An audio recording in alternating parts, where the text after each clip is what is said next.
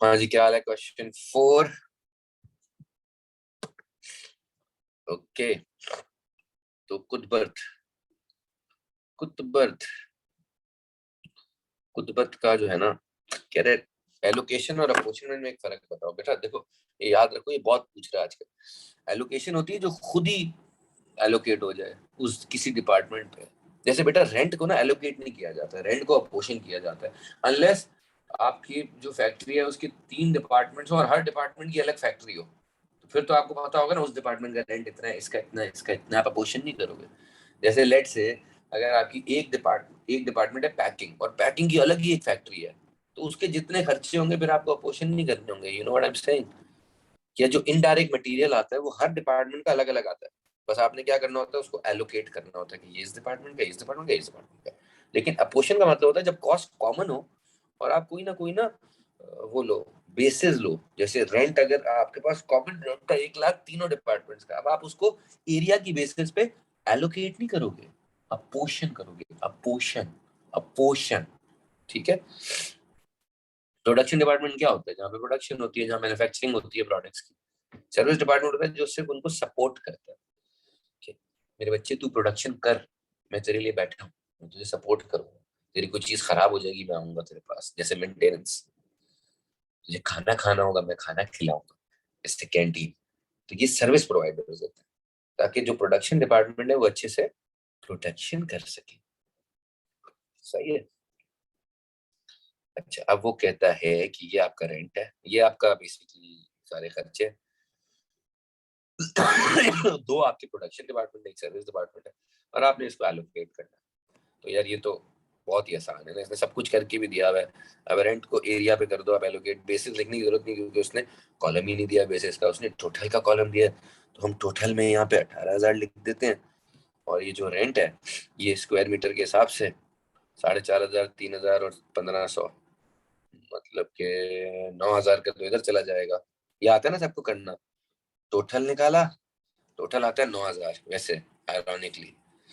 तो आप करोगे 9,000 अपॉन 18,000, सॉरी क्या बोल रहा हूँ मैं, 4,500 अपॉन 9,000 इंटू 18,000, इसी तरह 3,000 अपॉन 9,000 इंटू 18,000, ये हो जाएगा 6,000, और ये हो जाएगा 3,000। मतलब ये नहीं आता तो फिर तो पास पेपर ना करो ना, फिर तो आप ये ड्रॉप करो पेपर और दूसरे सब्जेक्ट पे फोकस करो, और फिर बाद में पास पेपर करना जब ये आ जाए अगले साल।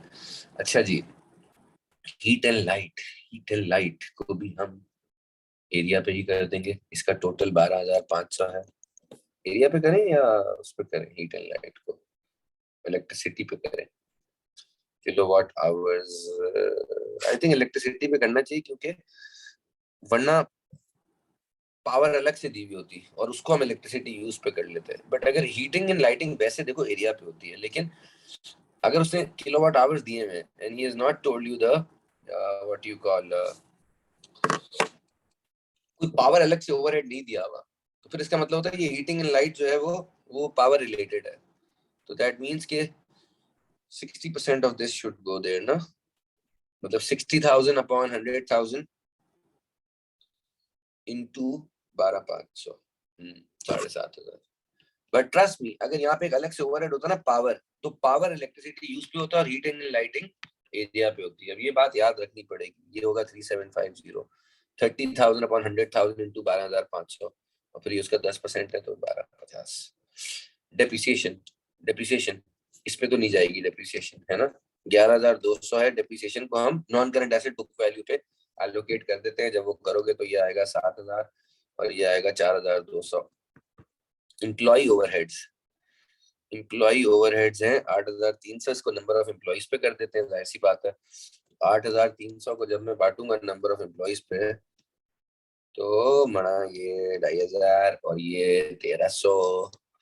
ठीक है, फिर आप इन सबको पहले सब टोटल कर लें। सब टोटल ये 28 आता है, ये 16,450 आता है, ये 5,550 आता है, और ये टोटल 50,000 आता है, जो आपकी टोटल ये कॉस्ट थी 50,000 की। अब आपको सिंपली क्या करना है, जो सर्विस डिपार्टमेंट के हैं उनको on the basis of electricity used आप वो बोल रहे करो तो फिर करो। तो ये उसने बोल दिया तो कर लेते हैं 5550 को on the basis of electricity use, but please इसमें एक बात का ख्याल रखिएगा कि फिर सर्विस की अपनी इलेक्ट्रिसिटी नहीं लेंगे आप, मतलब बेसिकली इसी इन दोनों के बीच में होगा, एज इन इट्स लाइक 2:1 का रेशियो हो जाएगा, सही है, 2:1 का रेशियो हो जाएगा उसके बीच में। हेलो, मैं 1 मिनट कॉल बैक कर रहा हूँ।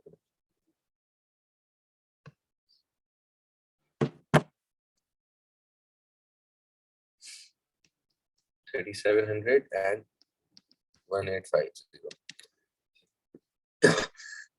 31,700 and 18,300, that's your total। ठीक है, फिर उसने बोला था ओवरहेड एब्जॉर्प्शन रेट्स निकालो, तो आपके पास जो OAR आएगा वो आ जाएगा पहले वाले का 31,700 और डिवाइडेड बाय 4,000 करेंगे, क्योंकि इसमें लेबर आवर ज्यादा लगते हैं, इसमें मशीन आवर ज्यादा लगते हैं, तो इसका हो जाएगा 31,700 डिवाइडेड बाय 4,000, 7.93 पर लेबर आवर, और ये वाला जो है ये हो जाएगा 18,300 डिवाइडेड बाय 2,000, क्योंकि इसके 2,000 है और 18,300 इसके ओवरहेड्स हैं, तो ये हो जाएगा $9.15 पर machine hour। We can explain the reason for reapportionment of the service department, क्योंकि सर्विस डिपार्टमेंट में प्रोडक्ट बनता नहीं है, तो जो सर्विस डिपार्टमेंट की कॉस्ट है वो भी प्रोडक्शन डिपार्टमेंट को बेयर करनी चाहिए, क्योंकि जब प्रोडक्ट उधर बनता है ना, तो जैसे ओवरहेड एब्जॉर्प्शन रेट हम सिर्फ प्रोडक्शन डिपार्टमेंट का निकालते हैं, क्योंकि मशीन आवर या लेबर आवर सिर्फ प्रोडक्शन डिपार्टमेंट में लगते हैं, तो हम वहीं से कॉस्ट को एलोकेट कर सकते हैं, सर्विस डिपार्टमेंट से कॉस्ट को एलोकेट कर नहीं सकते, कभी ट्रेस नहीं हो पाएगी वो कॉस्ट। ठीक है, फिर वो कह रहे हैं explain 3 limitation of using absorption costing. तो एक तो शॉर्ट टर्म डिसीजन मेकिंग के लिए ना यूज नहीं हो सकती है, मार्जिनल कॉस्टिंग यूज होती है शॉर्ट टर्म डिसीजन मेकिंग के लिए। इसी तरह ब्रेक इवन पॉइंट नहीं निकल सकता, क्योंकि फिक्स कॉस्ट है ना आपने मिक्स कर दी होती है, आपने उसको अलग नहीं रखा होता है। ठीक है, and absorption costing can also be subjective, क्योंकि आप अपनी मर्जी से एलोकेशन करते हो कि यार इसको इस रेशियो में बांट दो, तो it's not accurate, like it's subjective, it's subject to opinion, किसी के ओपिनियन में ऐसे होना चाहिए, किसी की तो इट्स नॉट कंफर्म। ओके,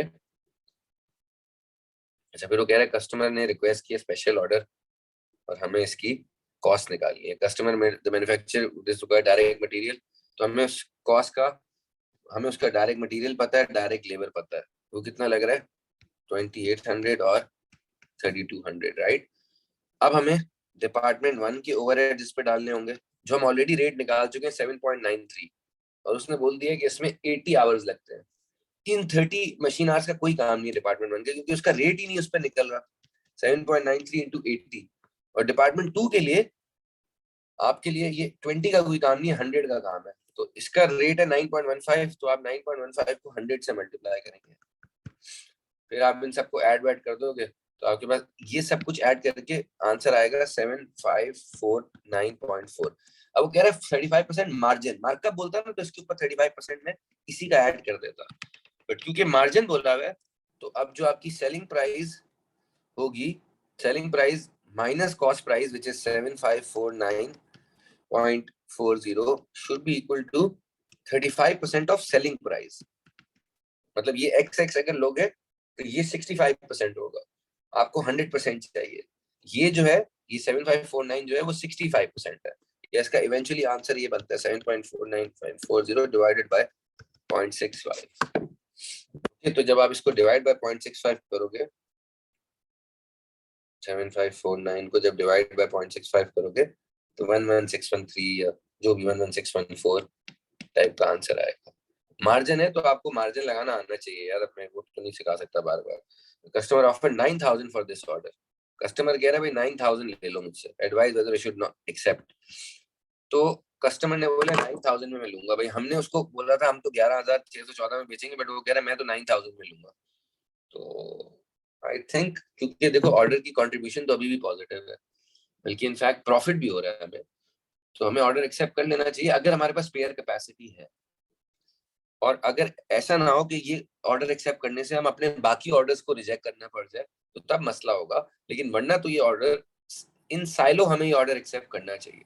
और ये भी सोचना चाहिए कि ये ना हो कि ये कस्टमर जाके दूसरे लोगों को बोले भाई मुझे तो इसने सस्ता बेच दिया, तो ये भी नहीं, हमें मेक श्योर करना चाहिए कि वो किसी दूसरी मार्केट का हो। और बट वैसे अगर हमारे पास स्पेयर कैपेसिटी है, धंधा नहीं चल रहा है इतना, और ये ऑर्डर भी कहीं बाहर का है, हमारे बाकी कस्टमर्स को नहीं पता चलेगा, तो फिर तो हमें ये ऑर्डर एक्सेप्ट करना चाहिए, क्योंकि इसकी कंट्रीब्यूशन अभी भी पॉजिटिव है और अभी भी प्रॉफिट दे रहा है। प्रॉफिट नहीं भी दे रहा होता है ना, और कंट्रीब्यूशन अगर पॉजिटिव होती है, तो तब भी हम ऑर्डर एक्सेप्ट कर लेते हैं in case of idle capacity. अगर हमारे पास जगह है काम करने की, तो ये तो बल्कि प्रॉफिट भी दे रहा है। मैं कह रहा हूँ अगर ये हमें, ये कितना आता है, 5,000 आता है, 6,000, एक बंदा हमें बोले ना 7,000 में दे दो, हमें तब भी दे देना चाहिए वैसे तो, क्योंकि ये ओवरहेड जो है, भले हम लॉस पे भी बेच रहे हैं, लेकिन एटलीस्ट क्योंकि ओवरहेड तो फिक्स्ड होते हैं, तो ये तो हम सिर्फ एलोकेट कर रहे हैं उसकी उसकी ऑर्डर पे। असली में तो लगेगा, रेंट तो लगेगा ना, जितना रेंट लगना है उतना लगेगा, हीटिंग एंड लाइटिंग लगेगी। तो लेकिन अगर यू नो कंट्रीब्यूशन पॉजिटिव भी हो, प्रॉफिट भी ज्यादा हो रहा हो, लेकिन अगर उसकी वजह से हमारी दूसरी सेल्स अफेक्ट हो रही है, तो फिर नहीं करना चाहिए। वरना तो अगर स्पेयर कैपेसिटी है, और अगर स्पेशली वन ऑफ ऑर्डर है और कस्टमर किसी और मार्केट का है, तब तो डेफिनेटली एक्सेप्ट करना चाहिए। ठीक है बॉस।